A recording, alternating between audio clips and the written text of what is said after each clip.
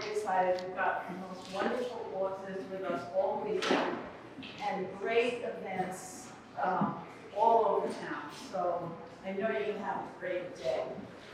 I should mention our sponsors, I'm sorry. But they're wonderful. So Adirondack Trust, Wilshire Books, Stewart Shops, It is Saratoga, Price Chopper, Morrison Consulting, and Whitman Brewery. They're big stars. So we will thank you all our sponsors.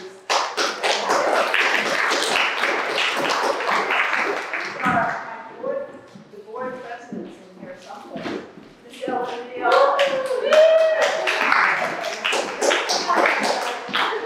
So we have three amazing authors this afternoon: Peter Cameron, Brad Kessler, and Gates. And we're going to introduce our authors so we can get us started. And thank you, gentlemen, so much for being here. We're delighted. Thank you. So a little background about our authors today. Peter Cameron is an award-winning novelist and short story writer, born in Pompton Plains, New Jersey. He moved to New York City after graduating college in '82. Cameron began publishing stories in New Yorker 1 year later. His numerous award-winning stories in that magazine led to the publication of his first book, One Way or Another, in 1986. It received a special citation from the Hemingway Foundation and an award for the first book of fiction. He has since focused on writing novels including Leap Year, 1990, and The City of Your Final Destination, 2002, which was a Ken Faulkner Award finalist. Brad Kessler is the author of two critically acclaimed novels, Lift Creek and Birds in Fall, which was a recipient of the Dayton Literary Peace Prize, and a memoir, Goat Song. He has been awarded a Writing, a National Endowment for the Arts Fellowship, and the Rome Prize from the American Academy of Arts and Letters. His work has appeared in The New Yorker, The Nation, the Kenyon Review, and Bomb. He lives in Vermont. And finally, we have Gates, is the author of the novels Jernigan, Knopf 91, Preston Falls, Knopf 98, and two collections of stories, The Wonders of the Visible World, Knopf 99, and A Hand Reached Down to Guide Me, 2015. Gates' fiction, articles, and reviews have been published in The New Yorker, The New York Times Book Review, The Paris Review, Esquire, Rolling Stone, Hidden House, Randa, The Oxford American, The Journal of Country Music, and frequently in Newsweek, where he was a longtime writer and editor. He has received the Guggenheim Fellowship, and his books have been finalists for the Pulitzer Prize and the National Critics Circle Award. Gates has taught at Harvard, Columbia, University of Virginia, Hunter College, Williams College, and the New School. He is currently teaching in the MFA program at the University of Vermont. So let's have a big warm welcome.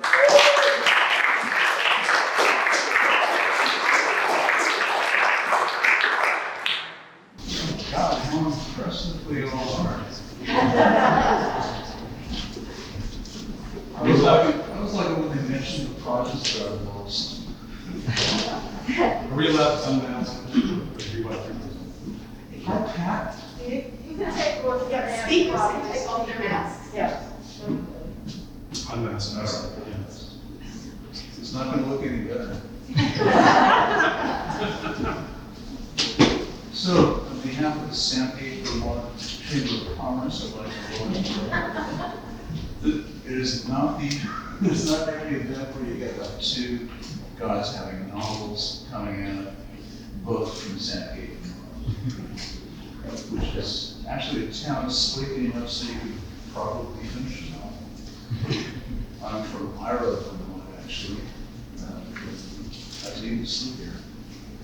We've got a town hall, we've got a Baptist church in the far county, and there's a little gun shops. Y'all have a gun shop? No, you're right. You probably have to come to post office. All right. I mean, I could do more stand-up, but I think I'd rather hear y'all do some reading. Peter, are you prepared to read something? Sure, yeah. Do you want to set it up? Or? Sure. My book actually came out a year ago, and it's just coming out right now in paperback. This is a paperback edition. And I'm going to read from towards the middle of the book, so I need to explain a little bit. The novel, which is called What Happens at Night, is a story about a man and a woman who are traveling to a very far northern country near the Arctic Circle, someplace maybe in Finland or in Russia. It's sort of not clear, to adopt a child. They've not been able to have a child themselves, and the woman is suffering from cancer. So the only place they've been able to find a child, the only place they found that will let them adopt a child is this strange place where they've been traveling to for a couple of days. And they finally get there, they find out that they have to wait a few days before they can get their child. And during these few days, they're waiting. The woman encounters a faith healer, and she, at this point in the book, she thinks she's been cured by him. And so this is one of the days they're just waiting in this strange city. The man walked in the opposite direction from the restaurant and orphanage, deciding he would turn corners at random until he was lost. The wind was cruelly blowing the snow directly into his face, and turning corners did nothing to alleviate the problem. So he ducked his head and buried his chin in the folds of the scarf that was swaddled around his throat. Maybe when he had lost all sense of direction and felt well and truly lost, he slowed his pace and began to pay attention to the shops he passed. A warm golden light shone out of one, and he peered in through the foggy windows. A cafe or a bar with a counter and several small tables lined along the walls. The lights were brightly lit, and some sort of ballad-like folk music leaked out into the cold air. And then he noticed a huge, fur-shrouded figure sitting at one of the tables with its back to the window, and he recognized Livia Pinheiro-Rima's Russian black bear coat. Livia Pinheiro-Rima is a woman he's met at the hotel where he's staying. He pushed open the door. The small room was empty except for the single figure hunched over a bowl of what appeared to be steaming soup. Livia Pinheiro-Rima was swaddled in a great coat and wearing a large, complicated fur hat. The man watched as she carefully lifted the spoon to her lips, blowing gently upon each spoonful before hurriedly devouring it. Something about her aloneness and the almost devout attention she paid to her soup made the man feel as if he were intruding upon a private scene. He was about to turn and try and slip back out the door when a woman emerged from the back part of the cafe through a pair of little swinging doors. She said something in the native language that the man assumed was a greeting, but there was a harshness to her tone, as if she had been expecting him and he was late. Livia Pinheiro-Rima laid down her spoon and turned toward the door. "Look what the cat drug in," she said. "You're a sight for sore eyes, the more the merrier." Then she turned and said something to the woman in the same hectoring tone she used with LaRousse. The woman bowed and scuttled back through the swinging doors. "Don't just stand there with your mouth agape," said Livia Pinheiro-Rima. "Come sit down. I've told the serving wench to bring you some soup. I'm afraid that's all there is, and we're lucky there's that. You know, don't you, about the trains? The Valenkerkula Bridge collapsed the other day under the weight of the snow, so no food's been delivered. I suppose we shall all starve before the winter's out." The man sat down across the table from Livia Pinheiro-Rima. "What about the roads?" he asked. "Roads? There are no roads, at least not in the winter. The only way to get into or out of this godforsaken place is the train. So we're all stuck here? Until the bridge is repaired, unless you have a sleigh and a team of reindeer. How long will it take for them to repair the bridge? Oh, a few days or a few years. One never knows about these things. But in my experience, it is always best to take the long view." "But we have to leave," said the man, "my wife and I, and the baby. There must be some way to leave. What if there's an emergency? Surely there's a helicopter or something." "I'm sure there is a helicopter or something," said Livia Pinheiro-Rima. "But as I have nowhere to go, I don't concern myself with the question of leaving. My questions all have to do with staying. Excuse me, but I'm going to continue to eat my soup while it is hot." Yes, said the man, "please, go ahead." Livia Pinheiro-Rima dragged a large silver spoon through the soup. "Please," she said, "look away. No one likes to be watched while they are eating soup." The man looked past her out through the steamy window. A dog with only 3 legs hopped down the middle of the street, bucking in and out of the deep snow. The dog disappeared, and the serving wench approached with a bowl of steaming soup, which she carefully placed before the man. She laid a spoon swaddled in a white linen napkin beside the bowl. For a moment, the man allowed the fragrant steam to rise up and warm his face. It was a dull khaki color and had an odd, pungent odor he tried to find aromatic. "What kind of soup is it?" he asked. It's a kind of soup that doesn't have a name, said Livia Pinheiro Rima. It's a soup made from whatever is at hand, drippings and dregs and peelings. Actually, it does have a name. It's called garbage soup. Garbage, the man puts his spoon down. Oh, don't be so American. Garbage isn't considered dirty here. We throw hardly anything away. It's impossible to get rid of anything when the land is frozen solid most of the year. So garbage is thought of differently here. It's what remains, what waits to be reused, literally. Isn't it delicious? It's good, said the man, but it has a strange flavor. And how could it not? The man put down his spoon. Despite his attempt to convince himself otherwise, it was not very nice soup at all. You don't like your soup, do you? Asked Livia Pinheiro Rima. No, said the man. The only good thing about it is that it's warm. So eat it up. You've got a long, chilly walk back to the hotel. Is it true about the bridge? I can't believe we're stuck here. As far as I know, it is true, said Livia Pinheiro Rima.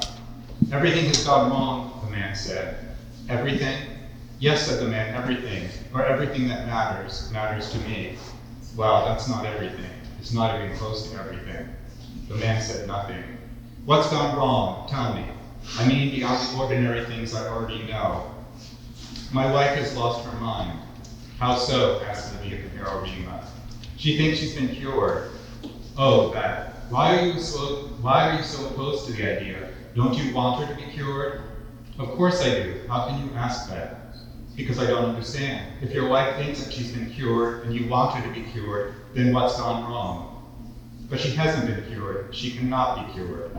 You seem very certain. I am. And what, other than ignorance, makes you so sure? Ignorance of what?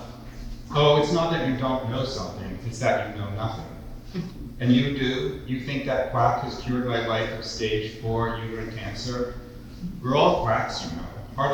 Hardly what we pretend to be. Okay, but do you really think this particular quack has cured my wife?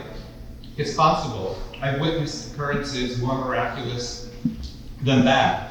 But what's the point of all this? Your wife is either cured or not cured. It all remains to be seen. So what's the point of debating it now? You're observing it from a great distance, said the man. It's different for me. Of course it's different for you. But you asked me what I thought, so I told you. Usually when one person asks another person a question, it's because they want to know what that other person thinks. They are seeking a vantage point other than their own. I'm sorry, said the man. I do value your opinion. It's just, I don't know. I'm feeling very discouraged and tired and defeated. All the more reason for you to eat your soup. It's a very healthful soup because it combines so many different ingredients. I don't like the soup, said the man. I don't want the soup. He tried to push it away from him, but the plastic placemat it rested upon prevented him from doing this, and he only succeeded in causing the soup to throw a bit of itself up over the rim of the bowl. It's all become too much for you, I expect, said Livia Pinheiro Rima.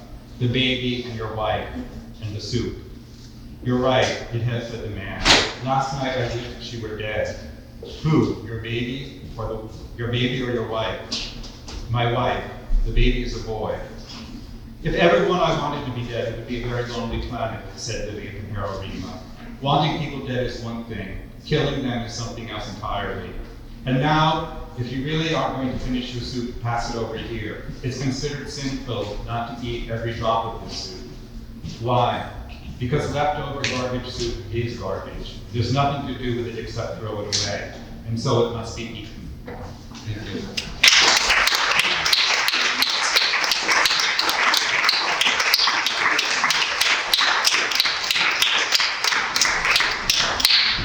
Before we torment Brad, I have a couple of questions for you. One, would you please pronounce the name of that goddamn place? No. You can't even pronounce it. I was afraid of that.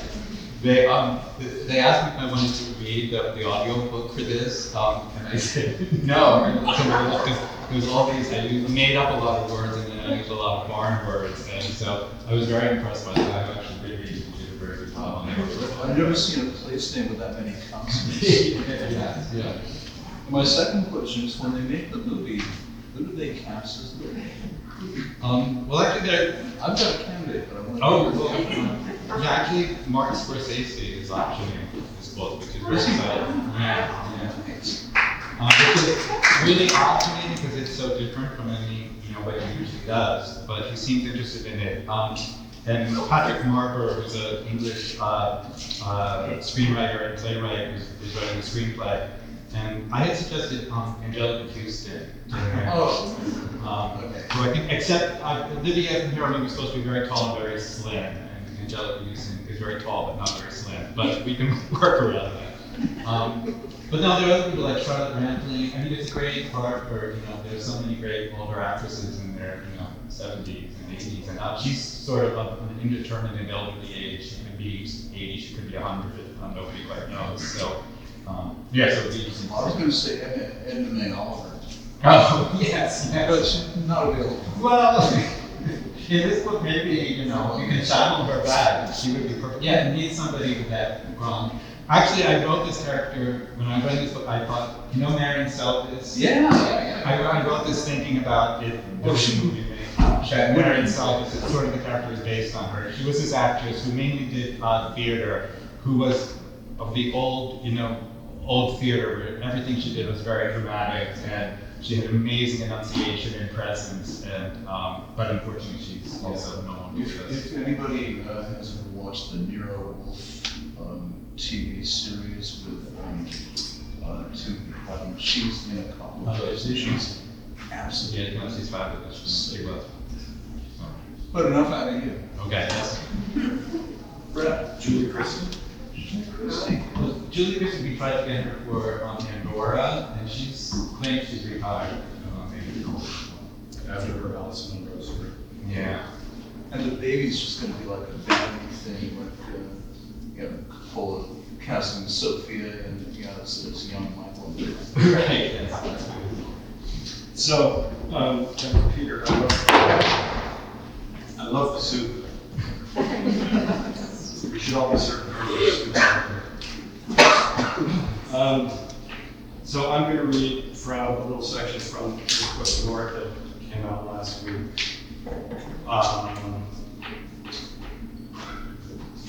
And so it's about, there's three intersecting lines that intersect in this book. Abbot of a Catholic monastery in Vermont, based on the monastery that I live near, Carthusian. And there's a guy who works at the monastery, there's a groundskeeper who's an American and Afghan war vet. His father had worked on it, and he's an old Yankee Vermonter.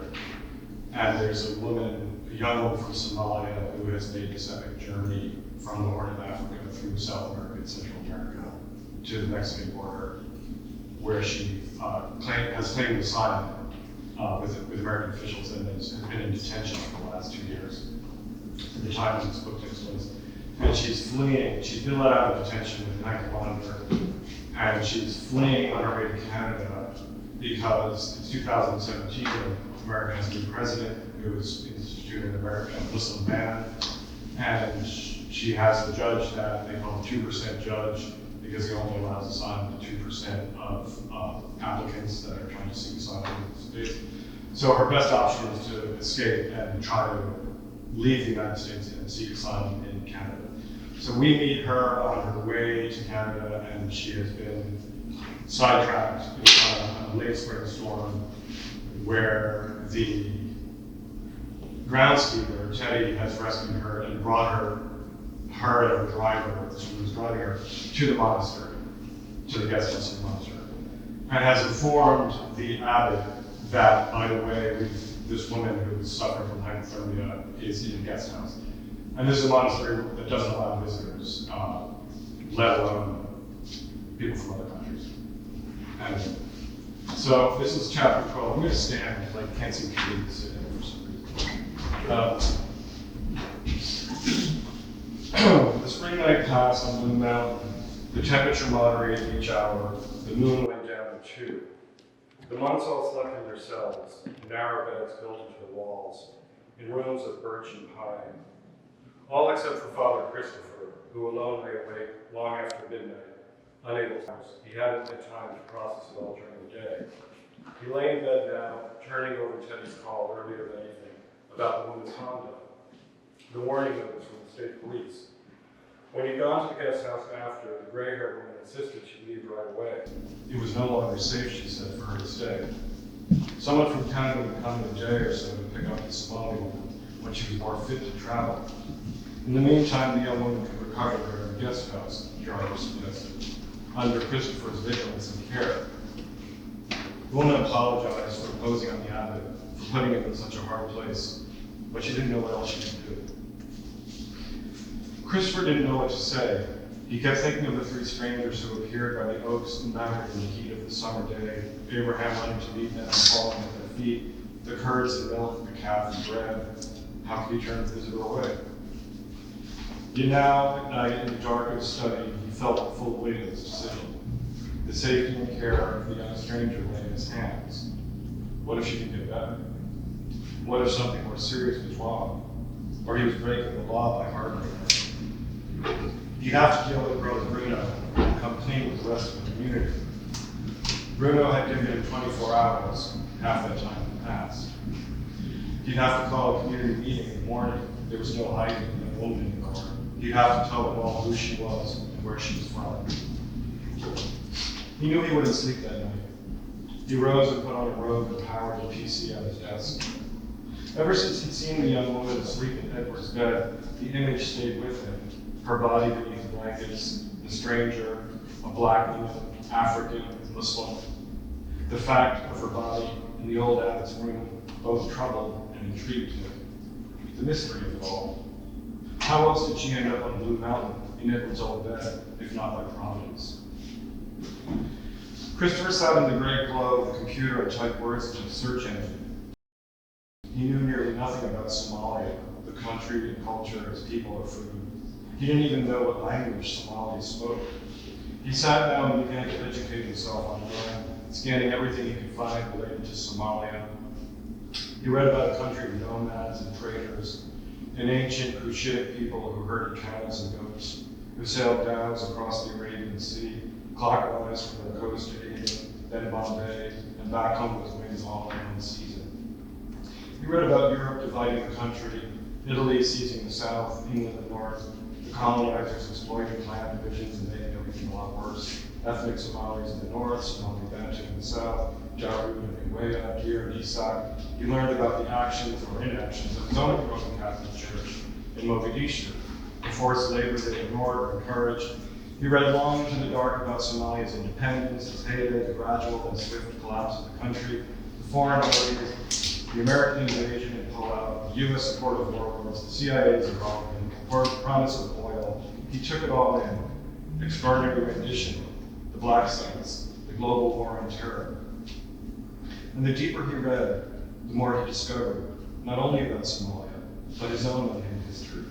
For it was all there for all to see. His complicity and the overlapping of their lives. He inside a cloister, on a mountain in New England, she from halfway across the world. Weren't they part of the same system, no matter how separate they seemed on the surface? Didn't he, Christopher Gaffroy, benefit from the same bloody history from which he drew his livelihood? Rome and its violent past, the US and its more recent plunder. It was easy to pretend otherwise in the cloister, to live inside their own bubble, inside a dream of their own autonomy, invested in tunics and robes. The problem with living inside a bubble was how easily it could be popped. Every outsider was potentially a pin. The year before he made his simple vows, Christopher's sister had asked him, wouldn't it be better for him to use his faith to actually help others or provide service for the poor? He told her back then that monks did help others, that the monastery was a lighthouse to all. He quoted Thomas Merton that compared the cloister to a power plant and explained that contemplative monks and nuns were like unseen engineers sending out invisible currents of prayer, keeping the planet in sync. In the economy of the spirit, he was serving others all the time. His sister just rolled her eyes, yet her question stayed with him still, as it did with most monks he knew. The contradiction of monastic life could never be fully squared. Mystery and faith, the doubt and belief. They were two sides of the same coin. You could never have one without the other. He typed the words into Google, Somali recipes, and scrolled through pages of popular dishes, sambusas and kanjiro, basto, pasta, Somali rice and goat. What could he bring the young woman in the morning to give her comfort, to make her feel less alone? Somali bread was called kanjiro or anjira, or sometimes mahuk. It was basically the same bread as Ethiopian injera, the spongy flat bread, or pancakes Christopher had sometimes eaten in Soho when he lived in New York City. Perhaps he could make her Somali bread. Kanjiro drizzled with honey, or maybe he could make the syrup.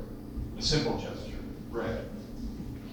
He read multiple recipes. The monastery's kitchen had no teff, or sorghum, or millet flour, but he found one that called for other flours instead and sent the page to his printer. Downstairs in the kitchen, he gathered ingredients from the larder: light flour, wheat flour, cornmeal, a bottle of yeast from the walk-in, warm water and sugar to start the yeast. It was almost 4 in the morning now, dark at the kitchen windows. The bells for vigils were tolled in 50 minutes. He followed the recipe by the light over the oven, sifting flours into a ceramic bowl, adding the wet ingredients to the dry. Now we had to wait, according to the recipe, and let the mixture ferment for at least 24 hours. 48 would be better. The dough needed to sour and bubble before it could be baked on a hot skillet. He covered the bowl with a dish towel. He looked around the kitchen. Where could he keep the bowl warm enough but out of sight? He didn't want Brother Medicine finding it and asking questions. He put away the flowers and stored the yeast, washed the counters and scrubbed his hands. He cradled the covered bowl in his arms and shut off the lights. He'd bring the bowl upstairs to his study and set it beside his sunny window.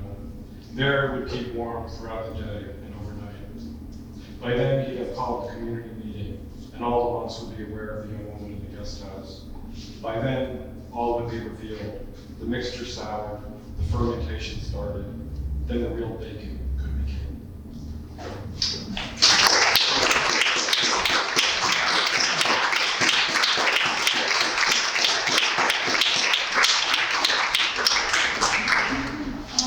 I would like to, would you mind if anybody has some questions? We would love it. So, thank you so much for your readings. They were all great. We appreciate it so much. And if anybody has any questions for these wonderful authors, please feel free.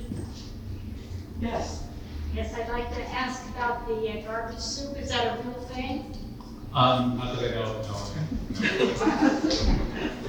It is at my house. Yeah, leftovers, yeah. It sounds much better in language in this country. Anybody else have a question? Such a variety of books. It's exciting to hear it by the authors that wrote them. Well, I have a question for Dave. Okay, good. Are you not just going by Gates like Beyonce and Cher? Is that, not just for Gates? Or Cher? So you're just going by one name, Gates? I don't know. That's not my choice. And that's what we got. I think it's good. I think somebody lifted text out of something else. And I wasn't actually going to say this, but I haven't taught at the University of Montana for years. I'm now kind of teaching at the Bennington residency, and I figure how is Montana? This is why you shouldn't believe everything you read. Or even things that people tell you.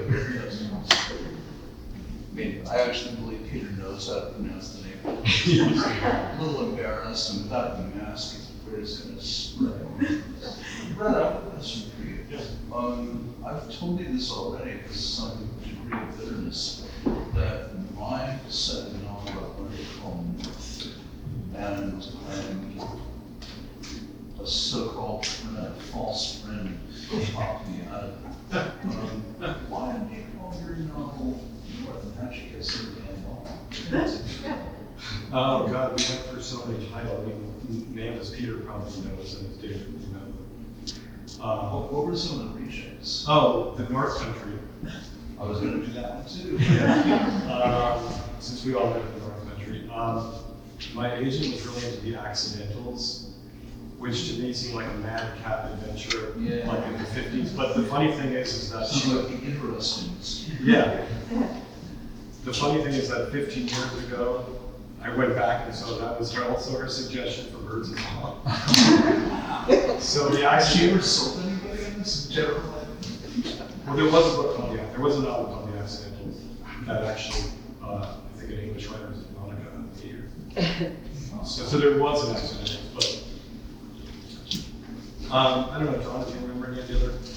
Northern Spy. Oh, Northern Spy, which there's a whole Northern Spy thing here, but it's about the apple tree. Yeah, good year for Northern Spies. Yeah, but people would think it was a spy novel or a mystery, and so that sort of sent the wrong message.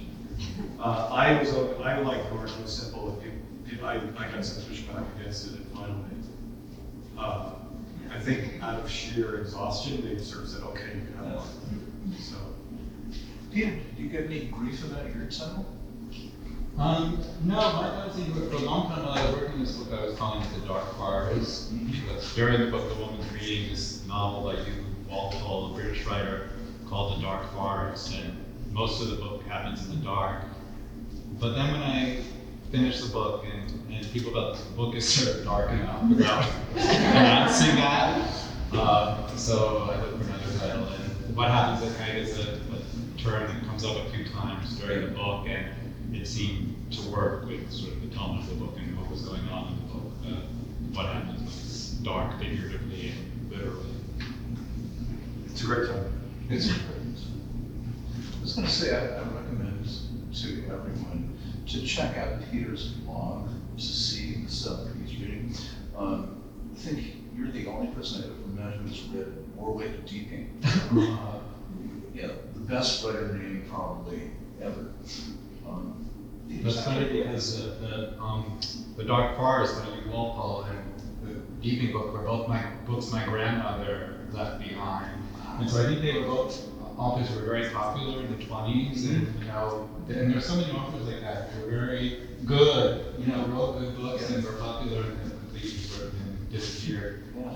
But that's why one of the reasons why I keep this blog, because I like to talk about those kinds of books, because I think the interesting to me is, books stay in the world. They are, until recently at least, they were these objects that stay in the world, and that, just because they've sort of been forgotten doesn't mean they've been necessarily lost. What's the name of your blog? It's called Extreme Legibility. Which at the back of Knopf books, there's always that little note on the typeface. It says, this is Pike and Alina or whatever. It talks about who designed it and the qualities of the font. And one of them says something about this is known for its extreme legibility, which I thought was such an interesting phrase. I stole it. Why would anyone not want their book in extreme legible terms? Exactly. Well, dark. Yeah. Oh, sorry, I had a question. Did you all know, like when you were in grade school or in high school, that you were going to be writers? That's a good question. Nobody wants to admit it. I like words. Yeah, I like words. All your life? Yeah, so language is. And I was an obsessive reader. I don't think I wrote the usual doggerel crap. But I didn't really begin writing seriously until I was 30. 30, really? Well, when you were. But that was only 5 years ago. You'll get your money. But David, you wrote you wrote journalism. I started writing fiction seriously at pretty much the same time I took an entry-level job at Newsweek, which was not actually writing journalism, it was answering hate mail from Newsweek readers. And it was a wonderful job. Yeah, I had a that's great editor who just taught me everything about how to cut and how to be economical and how not to say anything that a reader could come back at you with.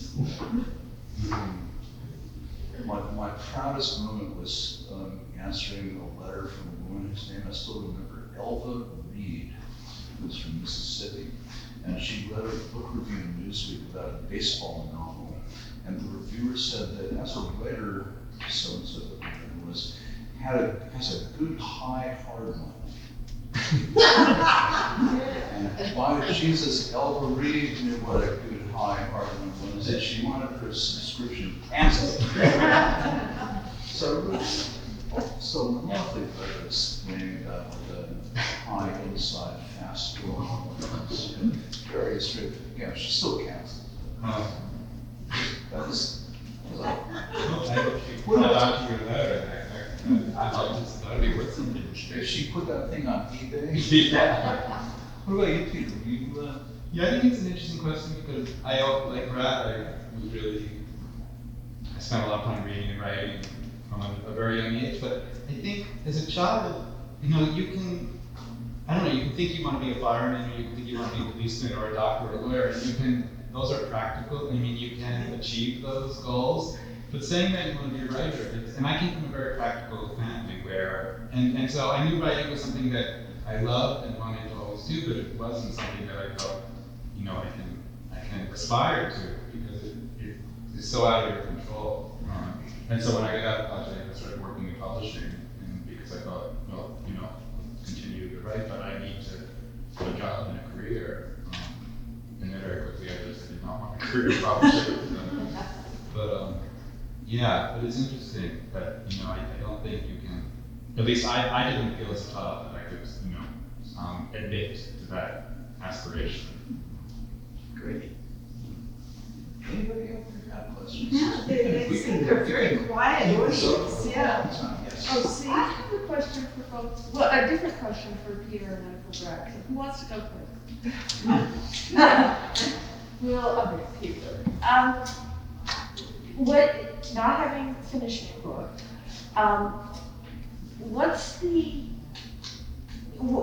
what role was the uncertainty of where the actual place was? Like, Finland, I speak a little background. I have a strange, irrational crush on Finland. Mm-hmm. So it's like, oh, I would love to know whether it was in Finland or Russia, or things like that, even though, of course, Finland was part of it. Right. So, is that just...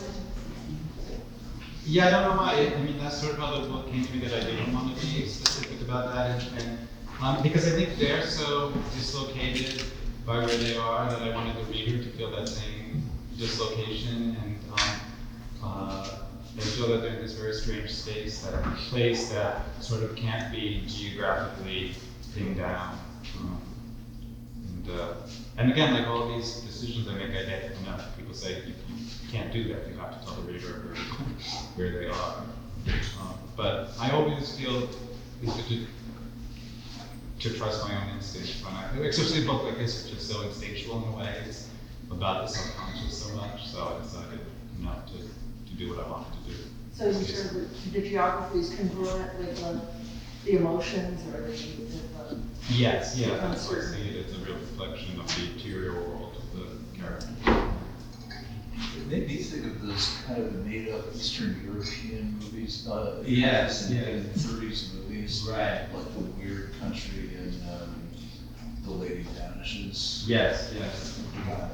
Playing with the guitar. Right, there's sort of a mishmash of all these cliches about Europe or Bulgaria. Gabbling these made-up Yeah. languages. Yeah.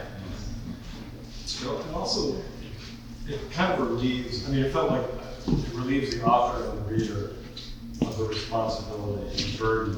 Like sometimes, if you know that from the start that this is a mythic space, this is the subconscious that you're writing about, or the unconscious, then you're not attaching it to a geographic place. I don't know, we have talked about his book, exactly. It's like, he wasn't trying for it to be, it was purposefully unplaced or displaced. Yeah. I'm all about, I like writing out place, and I like being very specific. And it's interesting that we both live in the same place, essentially. But it's so different in a way, and yet I'm comforted by that interiority that he has in his books. That, we're existing in book landing. It sort of puts the reader on the back foot a bit, so that you're, in a way that makes you more open. I think so. I feel like it's like In a gentle way. It's like the topography of his brain. I think we have time for one more I question. think we have a question. I'm sorry, did you have a question? Yeah, but I already asked one. Oh, okay, yeah. This follows up on the question of place. It's very interesting. And I'm thinking also because, Peter, you've also got a novel, Andorra, which, you know, in a way it sort of goes to the other extents.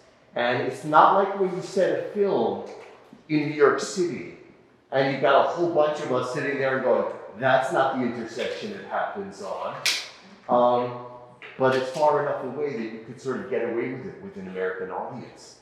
Do you still feel responsible to go to Andorra? I actually have been to film, but I think I like to do that because I feel like well, first of all, I'm living, you know, I live in San Diego, I live in New York City, and I know those places, And I spend so much time with that. When I write books, I want to get away from those places, and I feel as a reader too, one of the joys I have in reading a book is getting out of your life and being in another place. So for me, part of the pleasure of writing is escaping from my own reality and creating, you know, this. And so that's why Andorra is not the real Andorra, it's again in somebody's, you know, imagination of Andorra.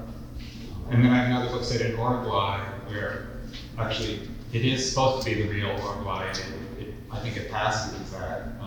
But again, I didn't go there before I wrote that book. So.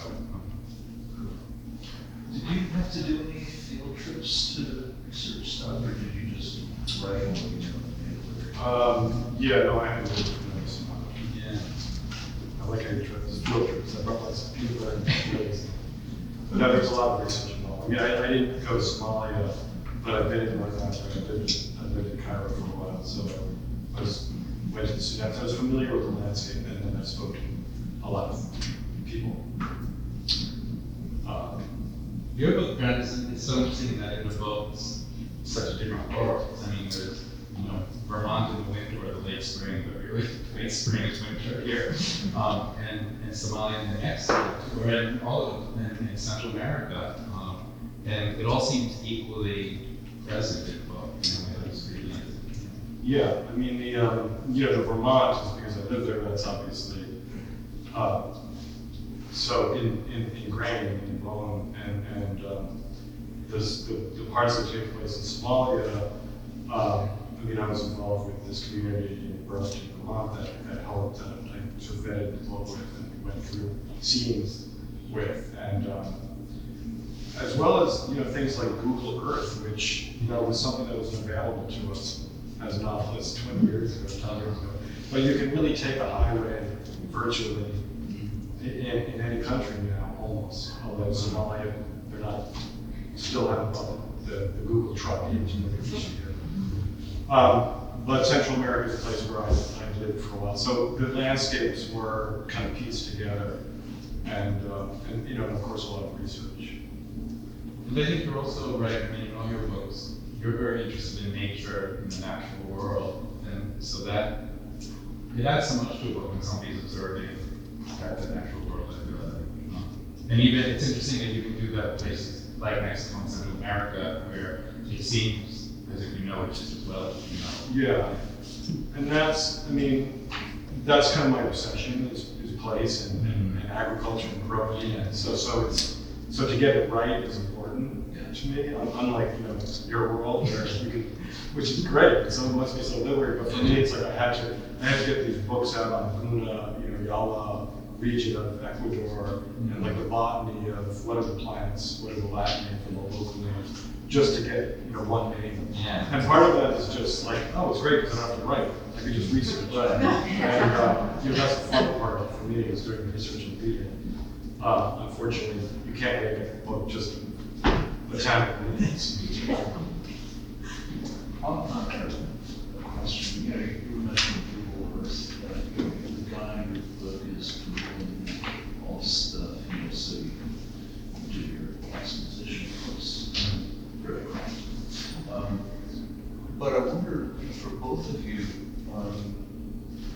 given the ubiquity of technology, the internet, and I don't know if you all waste as much time in that perhaps I do, but it's sort of seriously impinging on my sense of what characters can do.